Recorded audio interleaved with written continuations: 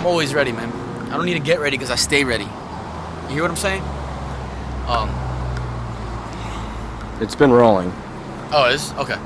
All right, guys. I appreciate you guys. I'm about to take it down for the night. I just got back to my place. Hope you guys had a good time following a little bit of a day in the life of me today. Saw some of Northeast basketball's run. Saw a little bit of my day-to-day activities, and hopefully you got to know me a little bit better. So appreciate you. Episode 1, Sunday dinner, and stay tuned for episode 2.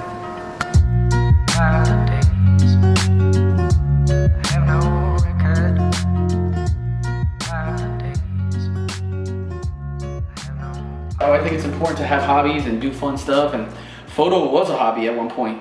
I remember when my mom told me I was going through some tough times mentally, a lot of anxiety and panic, and she was like, find a hobby. And I never forget when she told me that. And I had a camera, and that's how I started photography. I got into it because I just needed to relieve, some mental tension. So here, now that we're in this pandemic, I kind of had the same thing. So playing guitar is actually one of my favorite things. Heading west to anywhere, right? See that? Heading west to anywhere, out of this nowhere town. Chasing that freedom, chasing that feeling that got gone too soon. It's just so smooth and easy for me to use it, so it's like, I enjoy it. So yeah, I use Capture One. I do have Lightroom, and I use, and if I do dabble into any small video projects, I'll use Final Cut. But I'm not into video like that, at all, actually. What kind of drives do you edit on? That's actually a really good question, because somebody would use it for help. So yeah, so when I'm editing, which is a very important part when you want to be a photographer, is being organized and getting a workflow, right? And you're gonna learn this as you go through it, because I've messed this up a lot. So obviously keep a bunch of cards on you. Always want to keep backup stuff. I work out of this drive right here. What's it called? This is a standard SSD drive. It's funny, I'm learning the technical aspects of photo. Still I'm not super well versed. I kind of just go off instinct, to be honest with you. So yeah, I use this one from SanDisk, 2 terabyte. I got this off Amazon. This bad boy comes with me everywhere I go. I shoot any project that I'm doing, I edit off of this. You never want to edit off your laptop, because that's just going to get bunched up and your computer's going to go slow. I always edit off of this, and this is my on-the-go day-to-day one. So I got 2 terabytes here. Once this gets almost filled, I'll dump these images on a 4 terabyte external hard drive that I have plugged into a wall. You always want to have your images backed up, and then I have all those images backed up on an online site as well. So you always want to keep your stuff backed up. You're the Polaroid Poppy. I am the Polaroid Poppy. You know that. When I guess just talking to for young and aspiring creatives out there, what I will say is this: have fun with what you're doing. Find out what your niche is. And I think somebody had told me that when I was first coming up was, hey, what do you like to shoot? And I think I just showed you. Actually, I'll pull that status up, because in 2016, I wrote a Facebook status. And I didn't know that I would be doing what I'm doing now when I wrote this, so it's pretty damn cool. But it just kind of shows you that you need to figure out what you want to shoot. So here I go. 2016, anyone who knows anyone who wants to shoot. Headshots, babies, restaurants, whatever, tag them. The next 3 weeks, I'll be shooting for next to nothing. So I'm pretty much see, at that point, I didn't know what I wanted to do. And I think for any young aspiring creative, photograph or video, anything, until you're going to eventually follow, you're going to fall into a groove where you're going to be like, wow, I love doing this. For me, it was sports, but then at first it was action. But then I'm moving to different aspects of sports, and I'm finding the groove of, man, I really love this lane right here. I want to be known for this lane. Find your niche. I think continue to work hard. I think that's a very, very, very important thing. I think a lot of people just think that they post a photo or share photos and they get a bunch of likes that they're good. Continue to work hard. Continue to work in silence, and be kind. I think that's kind of the root of all this stuff. I think if you work hard and you're a good person, I think good things will happen to you. Trusting the timing in your life is one of the most important messages. Again, if I told you that at 35, your dream job would happen, what would you do? Or what would you say? You'd sign up for it, right? So I think trusting the timing in your life and trusting what life is going to bring to you is one of the most important messages I can say. Until that moment, though, outwork everyone. I'm excited to shoot again. like I said, when you guys are watching this, we are in the middle of the pandemic, man. The last time I had work was Big East tournament. Remember when St. John's played Creighton?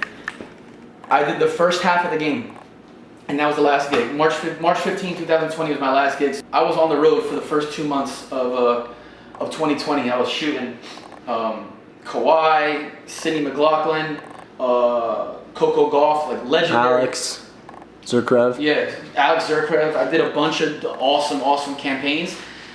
So I had an amazing start to the year. So it, like, to be at Halt, it like shocked me. So it almost feels, honestly, man, like 2017 again, like where I had to grind back to before all this happened, before the documentary and before Johnnie was Johnnie. It was like now I'm back to the grind.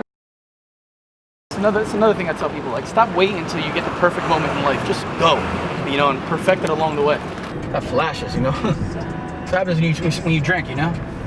I'm a tequila guy, man. Casamigos, send me a bottle to my house. Listen, I'm a big advocate. I don't do drugs or nothing like that, and I don't condone any of that stuff, but I'm a big advocate on work-life balance. So I bust my butt, and I like having a good time too, you know, while I'm at it. I think it's normal for people just to get naturally complacent, right? I had one of my best friends, his father passed away, right? And I was talking to his mom, and we were just talking about this. I was like, you know, I take my parents for granted, I take my friends for granted, you know, and I take my career for granted at times. And the thing, listen, I'm real enough to admit that, right? Everyone does it, but I'm admitting it to you because I think it's just a natural tendency. Because you think, not you, us as people, we think that the things, that luxuries that we have, right? These luxuries that we have will last forever, right? I mean, and again, I don't take those things for granted, like, with malintent. Like, I'm not like trying to like take things for granted. I'm so like thankful for my family, friends, and my career. But I just think naturally, when you're doing things for so much, or you spend so much time with your friends or your family, or you're doing work at a high level, it's just natural to be kind of like take your not your foot off the gas, just to forget it, you know. So I think this pandemic, this lockdown that we've been in, really had me like appreciate everything, you know. Like, I'm spending more time with my family, spending more time with my friends, and like, man, I miss work so much, man, so much, that I'm telling you right now, 2021, year of the poppy. bro, when it's showtime, I'm letting everyone know this right now. 2021, I'm coming through, and like, I'm getting busy. Manifest it. You'll see. Watch. Everything that I put out into existence, it happens, man. I got it tatted on me, man. Manifest it. And you know, and anything that I want to do in my life, I can really put it to I really believe that I can. If you can see it, you can hold it in your hand. You know, I told myself that I'm gonna become stronger mentally and creatively through the pandemic, and it's happening. I told myself I was gonna learn guitar. Happened. I told myself that I was gonna work with LeBron James. Happened. I told myself that I was gonna shoot global campaigns. It happened. I told myself I was gonna shoot and travel the world. It happened. I told myself that I was gonna find something I love to do. It happened. So, and I'm not different than you or the next person. I just practice what I preach, and I believe it. I sleep it. I eat it. And yeah, I like to have a good time and, you know, and fun and crack jokes, but man, I'm like literally locked in probably like 98% of the day. Like, so to anyone out there viewing this, again, it doesn't have to even be photo. You can be a singer, you can be a writer, you can be an artist, you can be an architect, you can be a doctor. You want to be the greatest at what you're doing, you can do it. You just gotta see it, believe it, and go get it. So we're here at the Northeast Basketball Club. Kind of like I mentioned before, this is where I started photographing sports with Trevor and his program. Pretty much the program is like an elite club, private runs, exclusive runs that are very sporadic. It's really cool. Very like, hey, we're gonna pop up and have a run. But a lot of my start in sports photography was here at these runs with these elite players. Trev does a great job with getting these high-level kids together that are collegiate, top-ranked high school players, pros, and gets them together and gets them in a competitive setting. Even though, you know, we're in an environment like this, still high energy, which is great. So I always love coming back here. And photographing, because I feel like these are my roots, you know, like kind of where I started. started. So I love the culture here. I love the club, and I love kind of everything that this embodies. And it's been a blessing for me to be a part of it. You know, obviously I appreciate Trevor a lot for really giving me an opportunity to change my life. So, you know, I always reference him, you know, changing my trajectory in my life, and you know, I stand by that. So when I'm shooting these games, man, I'm looking for emotion. I'm looking for tell a story of the game, and also get some cool action shots. My buddy, one of my best friends, Cody. Yeah, go ahead, introduce yourself, man. This is for my vlog. I'm Cody, one of Johnny's best friends. You know, we met through Johnnie was shooting a documentary we just hit up. Yeah. And he's one of the most genuine guys, you know, I've met in this basketball world. If it wasn't for basketball, I think we'd be friends out here. Yeah. So Taking trips to Ireland together. Yeah, you know, so I met Cody when I was working on this project with Aiden Nagima, which is Cody's. They're family, they're brothers, and we met through there, and us three all got very close through that. We actually went to Ireland to celebrate Aiden's 18th birthday and kind of see the culture out in Ireland, which was super awesome. Good work, Trey. So yeah, we stayed close, you know, through the time. So it's like I said, the basketball community is tight knit, it's small, but it's, you know, it's awesome to be a part of it, man. This is one of the guys, like I said, he's gonna be a big time player, you know, in the basketball industry. But yeah. Basketball in New Jersey, created by. So you don't know who this is? This is NJ Cooper Crew. Mr. Haneke.